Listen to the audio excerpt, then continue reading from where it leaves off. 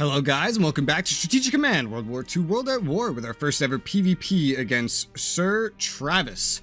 In the last episode, we moved into September 27th of 1940. The DEI joined us as Japan. Germany started getting more units into position and upgraded. We've sacked one of our worst HQ leaders, our worst generals, and we placed him with von Manstein. That was pretty expensive. We're going to try to get, as many of these replaced and upgraded as possible.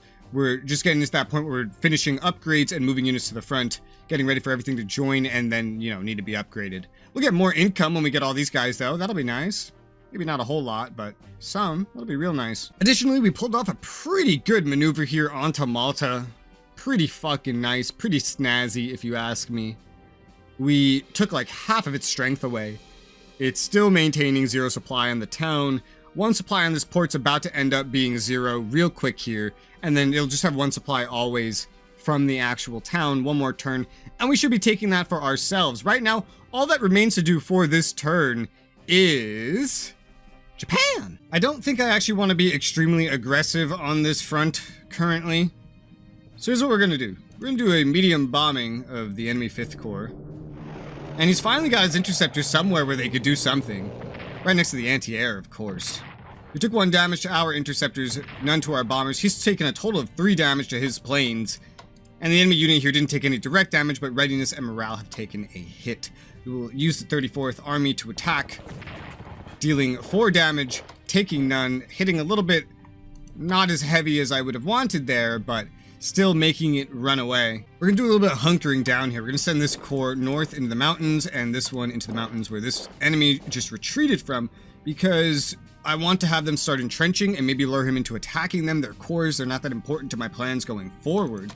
We are going to take the 11th Regional Army here, and we're going to force march them up to this road because they're going to head down here and then join this assault as an army along this road, because we already have 3 armies down here. This is 3 if you don't include this one, which I might be sending up to replace this corps here, so we can not have a weakened corps there and instead have strong units defending there. Let's see what RNG has to do for us this turn. Let's go ahead and attack this enemy OSS Volunteer Corps that's not quite fully entrenched. We dealt 3 damage, we took 1.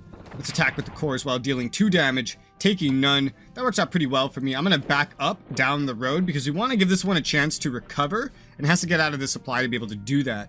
And if he moves up, that's actually really only a good thing, because I could just swap out reinforce and have the new army attack. And we have corps in position as well. Not to mention another army over here that's just doing more than fine. 345 MPPs remaining as Japan. We have finished some research, and so I have to pick what comes next, and it's really tough, dude. There's a lot of things I want. There's a lot of things I need. It's just, what do I need sooner? The artillery weapons I'm getting are going to be pretty important to my plan for leaving as little units as in China past a certain point. So I think I'm going to go ahead and put these points into getting artillery weapons going. We're at 1900 invested, only 100 free, and nothing costs 100 except like anti-tank, and I don't want that. But we'll have 100 permanently freed up from naval warfare, and then also 175 from mobility once that finishes. And then I'll start going into some other stuff that I need some more, like maybe some ASW and some anti-air to deal with the Americans. But we don't need that as quickly. Let's get the Umezu HQ onto Guilin. Let's get the Konglomerat HQ onto Nanning.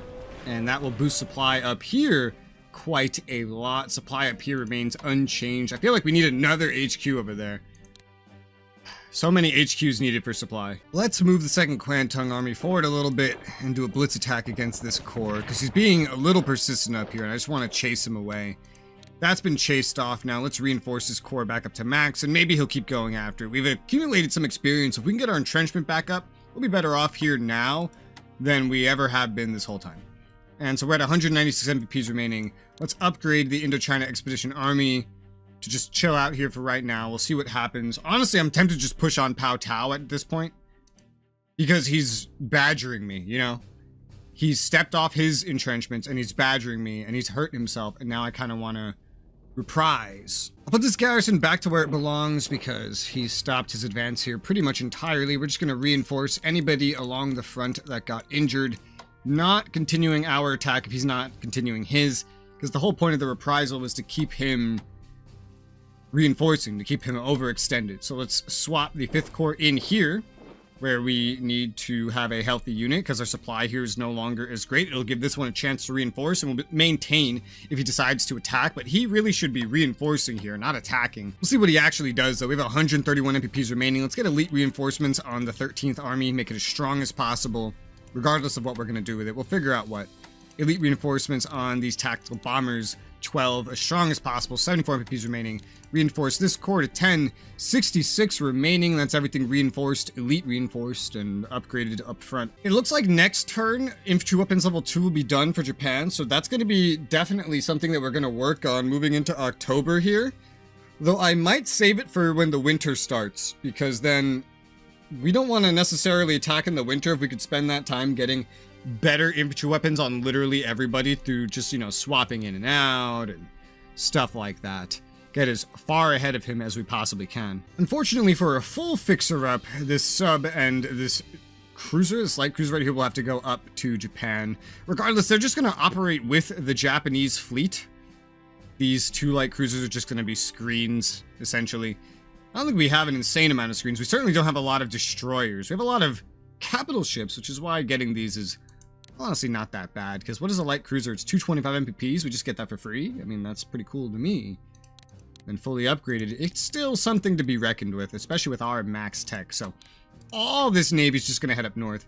Anything else is basically just going to be here to defend. I'll have the DEI defending the DEI. I didn't recommend that in European theaters, but it just makes sense here. We could spawn the units here. We don't have to really move them. They benefit from their own HQ.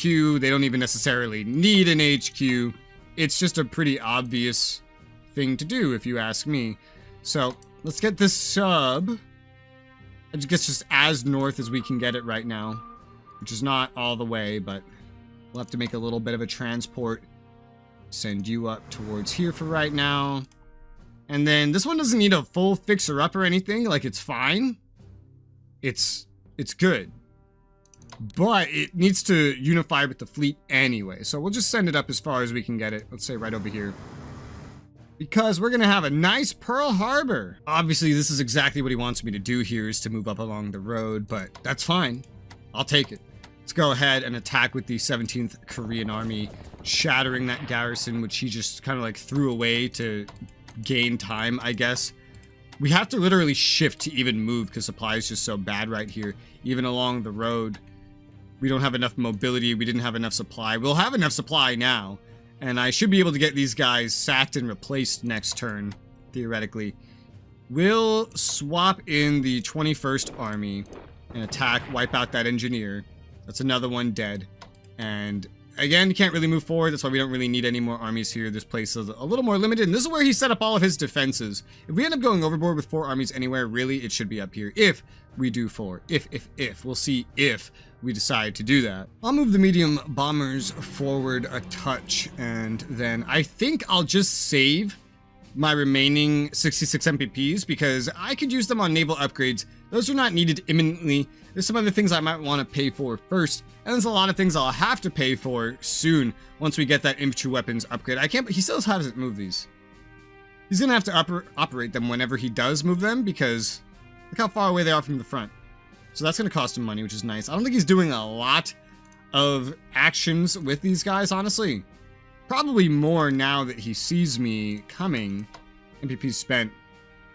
Well, his income's gone up and up and up, but it's still not even 100. So that's decent, I guess. But you got a little mobility spike somewhere there. That's probably when France fell, realistically.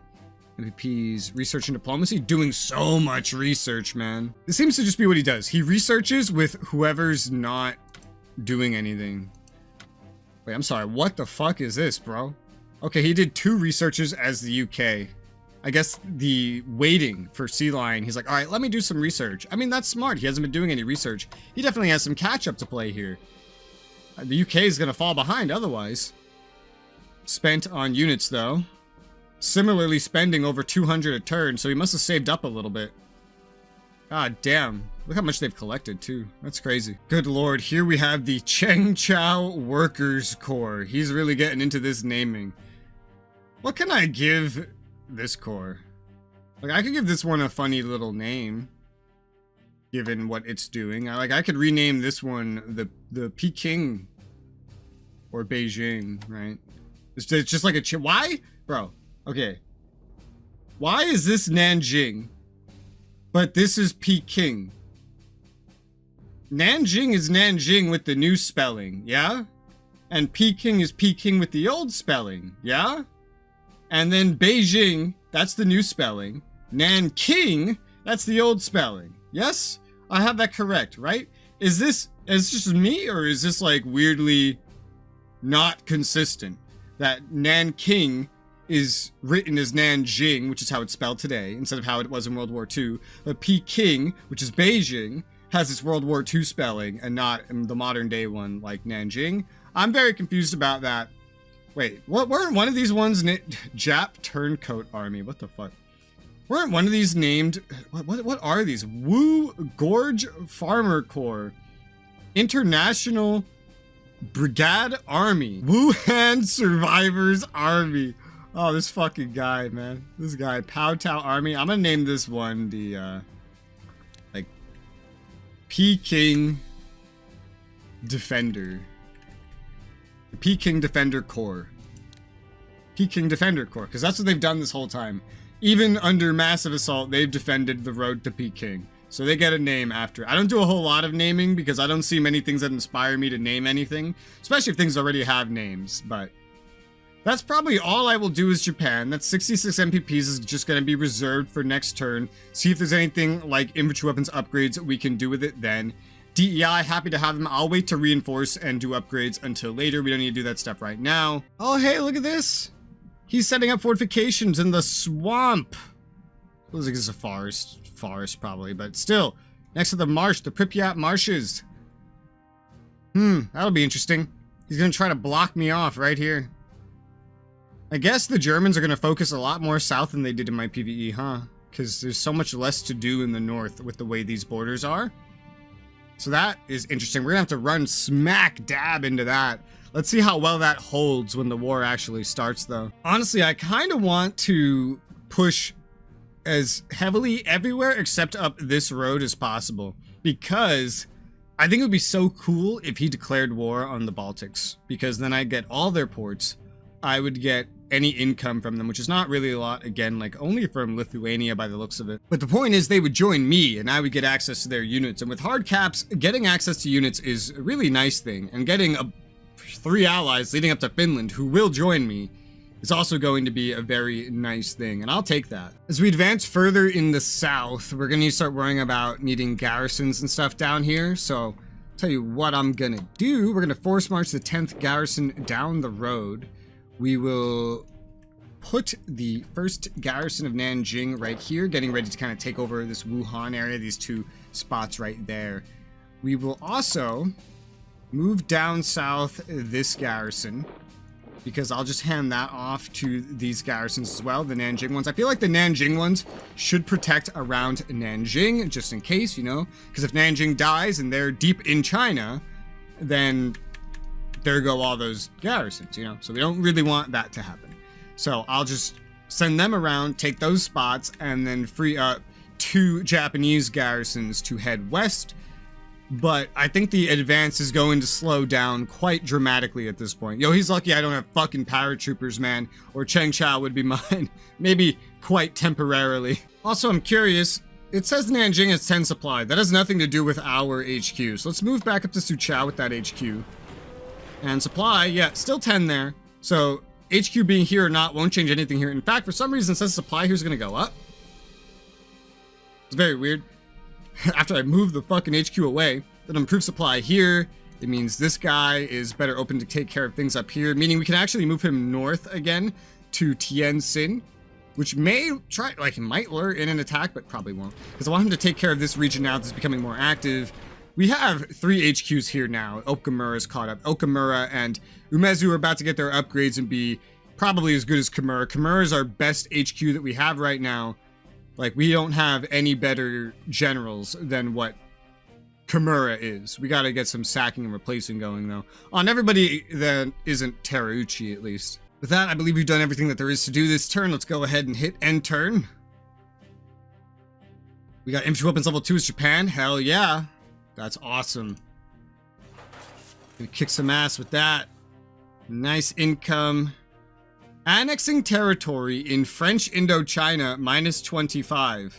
Huh? Annexing territory in French Indochina. Oh. I thought that was like the DEI. I was so confused. -25, yeah. Territory, Haiphong, cutting off the Hanoi Kunming Railroad. Yeah, totally worth it. Okay, I got really confused there for a second.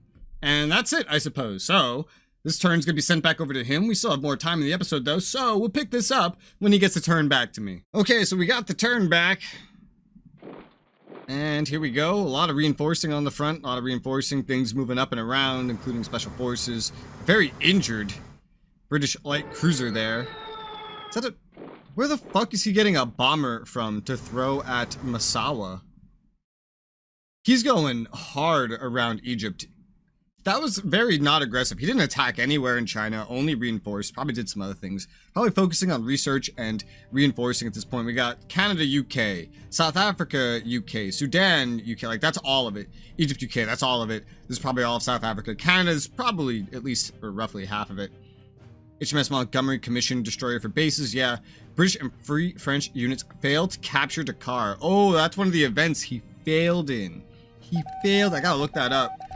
American destroyer in Boston. They're not even in the war yet. In order to assist our Italian allies in the Mediterranean, it's recommended that we send some German forces to be known as the Africa Corps to deal with the British. If successful, this formation could spearhead the way for an advance into Egypt and beyond. If you say yes, then a full-strength headquarters and the following half-strength units will deploy in Italy: an infantry corps, anti-tank, reconnaissance artillery, tank, fighter, and tactical bomber unit. They will arrive with full research for a cost of 500 MPPs at 100 a turn for 5 turns, and will just need to be transported to wherever you wish them to serve. Would you like to form the Africa Corps for service in the Mediterranean? The effects that a successful advance into Egypt would have on Britain could be decisive in winning the war. As with the Middle East in our hands, we could even consider an advance into the USSR from the south. It is therefore strongly recommended that you say yes to this and deploy the Africa Corps. I will say yes to this just because these units, the cost of them and the research that will be applied is 100% worth 500 MPPs. And just look at all this. It doesn't say anything about Rommel and getting an HQ, which is weird because I'm pretty sure you get that, but here you go. Yes, please. Africa Corps deploys for service in the Mediterranean. Bam, bam, bam, bam, bam. It's like finding places to put things. Bam, bam. Ooh. And yeah, an HQ. Like, Rommel alone makes this payment worth it. Everything else is just extra. The time has come for us to assert ourselves further in the Balkans to win fame and glory for Italy, lest Germany takes all the glory for itself. If you say yes to this, we will deploy 2 half-strength corps in Albania. We will declare war on Greece at the end of October. Rushing these forces to Albania and deploying them will cost us 100 MPPs at 50 a turn for 2 turns. Would you like to authorize this expenditure and declare war on Greece at the end of this month? Mussolini was annoyed that he wasn't informed of Germany's actions before they took place, so he decided to go to war against Greece without informing his German allies first. Troops had to be rushed to Albania, but even so, the Greeks fought bravely and advanced into Albania, much to Mussolini's embarrassment. By saying yes to this, Italian national morale will increase by 500 points. However, if Allied forces do enter Albania, then Italian national morale will fall by 1,500 points. If Tirana is lost, it will fall by a further 5,000 points. You know, I remembered the good, I didn't remember all the bad. But that's fine. Yeah, no, we're not going to do that because we've made a deal as a reminder that we leave Greece alone. We do not start that war, and in exchange, Yugoslavia will not be coup d'etat, and we will get them to join us. So, leave Greece alone, Germany gets Yugoslavia. Seems like a win-win-win to me. And look at all these new fucking units, man! This field artillery, coming with anti-air mobility in it. Dude, just the mobility alone, just pre-installed on these things is so worthwhile. But this is the literal worst artillery we can get. The heavy artillery has like twice this demoralization, and I believe that the rocket artillery has even more. It's like the best, yeah. So, you see here. I think the max shells are also notably different. Yeah, I think that one only has 2 and the others have 3. Am I reading that right? Yeah. But minimum shells is different. The other ones have to build it up over time. This one will just always have exactly 2. So I guess it's a little more mobile in that way. Regardless, yeah, it's more mobile. Probably be used more offensively. The other one's probably better on the defense. Regardless, this is the arty we got as part of what we have here. And as I planned, this will be going up to Finland. Firstly though, let's just get things deployed here. Like, third anti-air, let's just get this out of here because it's a nuisance when you don't already have it taken care of. So we got this, and I think this one might go to Paris. We got 1, 2, or there's also Brest that it's going to need to go to for like the long term as well. Put that down by Metz either way, and a Japanese sub is ready to go. Doesn't really need to deploy on a port, honestly, but I guess we will. We'll just put it right there. We'll sail it away because it doesn't need to be there just yet. But for Germany, what was I just looking at? Yeah, we have 3 more anti-airs coming at the end of October. So if this one goes over by Brest, you know, we got Paris, Brussels, and The Hague, everywhere that I want to put an anti-air. Although the one by Brussels, I don't know. I might put it actually on Antwerp. Antwerp, I might prefer, because just looking at it, like, it would cover this port. It would like team up to cover the port. It could also just team up to say cover this mine. But what's more important, this port or this mine? MPP wise, the mine. And this stuff will all be covered anyway. It's a good question. I'm not sure what the answer is yet. I know eventually some of this stuff will have to move anyway, so actually in the long term, Brussels probably just better, because I think we're gonna have to eventually move the rockets onto like Lille or something, and so this anti-air would have to move over as well. So yeah, probably just Brussels works for that. Incredibly, America still isn't doing Lend-Lease.